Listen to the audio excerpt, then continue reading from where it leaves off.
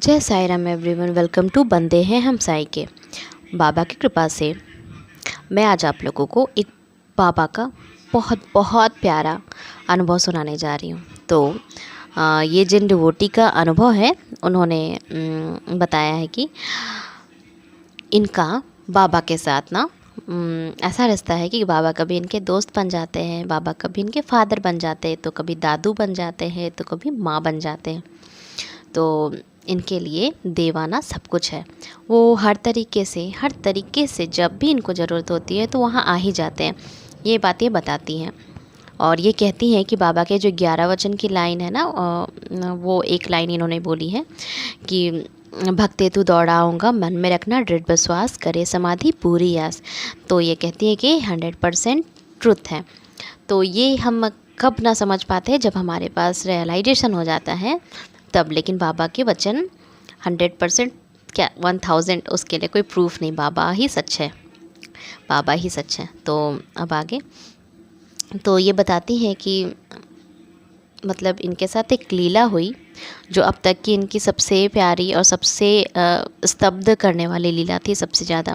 तो ये कहती है कि ये और इनके फियोंसे तो दोनों ने कुछ दिनों से बहुत परेशान थे, किसी बात को लेकर बहुत ज़्यादा दुखी थे।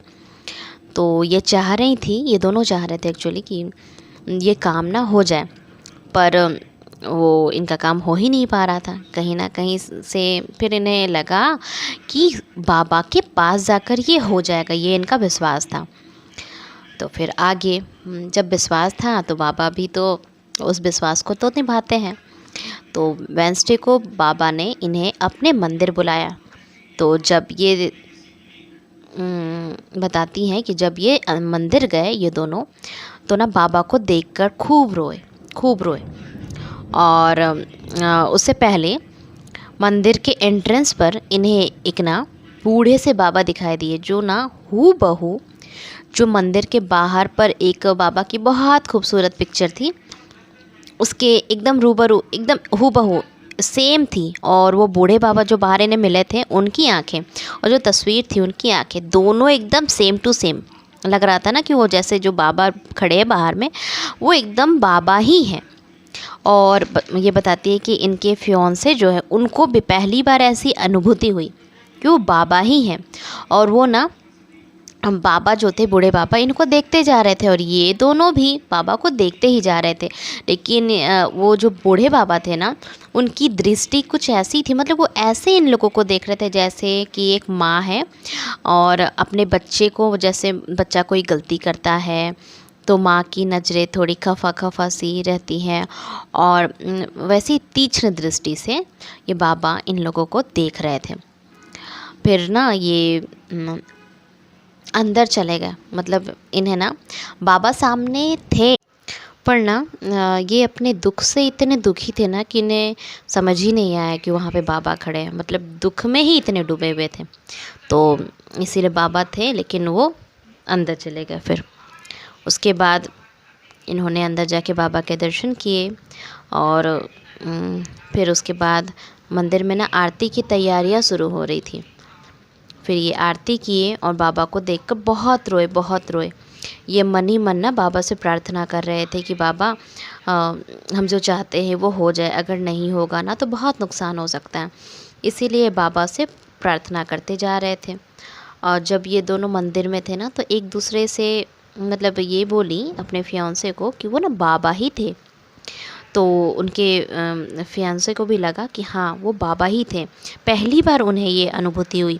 ऐसा नहीं था कि बाबा ने पहली बार इन्हें साक्षात्कार करवाया था, मतलब पहले भी मतलब कुछ ना कुछ तरीके से बाबा किसी न किसी रूप में आकर ना इन्हें दर्शन देते हैं, जैसे कभी गाय के रूप में, कभी चिड़ियों के रूप में। फिर वो चला जाता है ना गाय और चिड़िया, तब इन्हें ये बताती हैं, जब ये दोनों साथ रहते हैं तो अक्सर बाबा उन्हें मिलते हैं किसी न किसी रूप में। तो बाद में फिर बताती है कि वो ना देवा थे। तो मंदिर में ही जब ये दोनों बैठे हुए थे तो इनके मन में ना आया कि वो बाबा ही थे।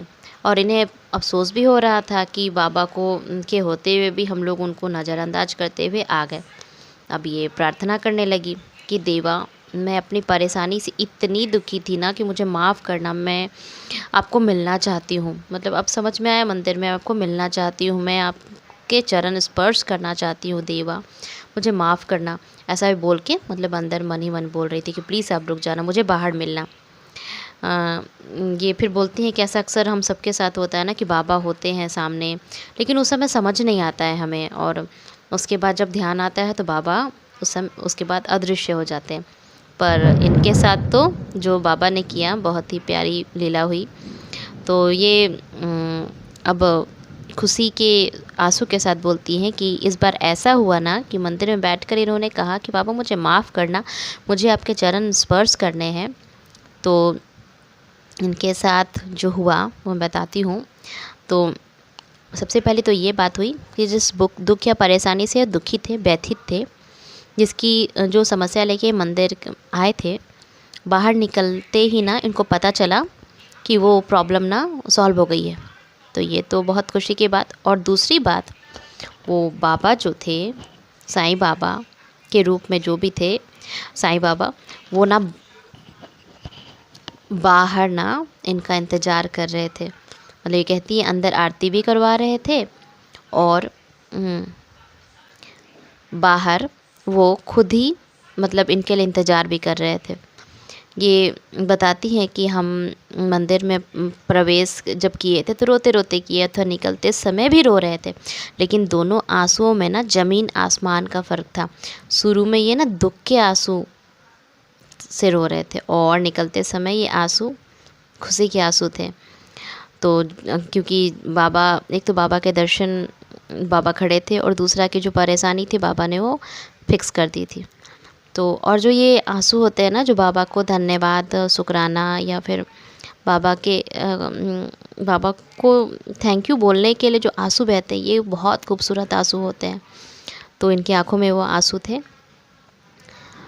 और फिर उसके बाद होता ये है कि ये आँखों में आंसू, धन्यवाद के आंसू लेकर रोते रोते आई, और ये कहती बाबा ना 25 मिनट तक बाहर इनका इंतज़ार करते रहे, और इन्होंने बाबा के चरण स्पर्श भी किए। और उसके बाद कहती है कि बाबा ने इन्हें दोनों हाथों से आशीर्वाद भी दिया, और इन्हें इतनी खुशी हो रही थी कि बाबा को बहुत सारा थैंक यू बोला। और बताती है कि बाबा ने बूट्स पहन रखे थे, और फिर बाबा ने इनसे कहा कि उन्हें चाय पीनी है, तो इन्होंने 10 रुपये भी दिए बाबा को। ये सच में बाबा की बहुत प्यारी, बहुत अद्भुत लीला है। और ये विश्वास नहीं होता है इन्हें कि बाबा भी हमारे कहने पे रुक जाएंगे, और रुक गए वो, कि हमारा इंतज़ार कर रहे थे। बाबा भी बाबा है तो मतलब वो सब कुछ करते हैं। जैसे होता है ना कि भक्त को भगवान की ज़रूरत है, तो भगवान को भी तो सच्चे भक्त की ज़रूरत होती है। और वैसे भी बाबा हमारे तो बस प्यार और भक्ति के ही भूखे हैं। जहाँ प्यार भक्ति है वहाँ अनायास ही बाबा प्रकट हो जाते हैं, और अपने भक्त को दुखों के पार ले जाते हैं। तो ये था इनका प्यारा सा अनुभव। इन्हीं सब के साथ जय Sai Ram, stay blessed, take care.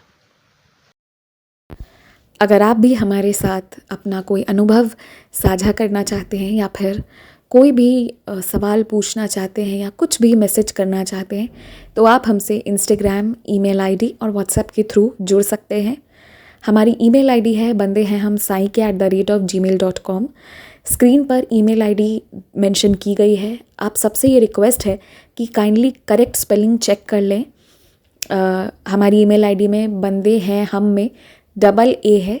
Please correct spelling पर मेल करें, वरना आप किसी और जगह भेज देंगे एंड वो हम तक नहीं पहुंच पाएगी।